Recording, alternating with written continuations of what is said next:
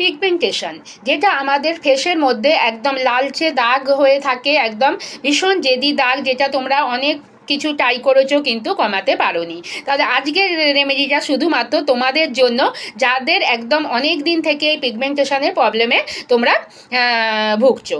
তো চলো প্রথমে দেখে নাও। তোমাদের এটা জাস্ট ইউজ করো, একদম রেগুলার বেসিসে ইউজ করো। উইকে তোমরা এটা 3 দিন করে কিন্তু ইউজ করো, তাহলে দেখবে আস্তে আস্তে তোমাদের কিন্তু এই পিগমেন্টেশন দাগ কিন্তু চলে গেছে আর একদম কিন্তু ফেস ক্লিয়ার হয়ে গেছে।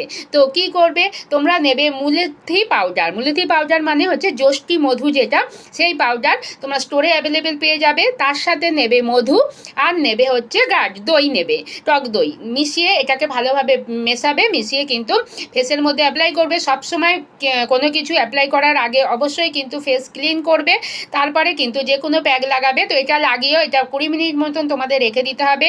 তারপর নর্মাল ওয়াটার দিয়ে ধুয়ে ফেলো। তারপরে কিন্তু হাতে একটু টক দই নাও, যেটা ভীষণ আমাদের ফেসের একদম ময়েশ্চার, দারুণ একটা ময়েশ্চার হচ্ছে দই।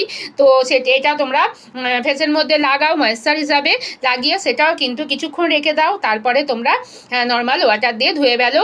এইভাবে রেগুলার বেসিসে করো, তারপরে কিন্তু অবশ্যই জানিয়ে যেও কমেন্টে যে তোমাদের পিগমেন্টেশন কিন্তু একদমই তোমাদের স্কিন থেকে চলে গেছে আর একদম ন্যাচারাল একটা গ্লোয়িং স্কিন কিন্তু তোমাদের পেয়ে গেছো।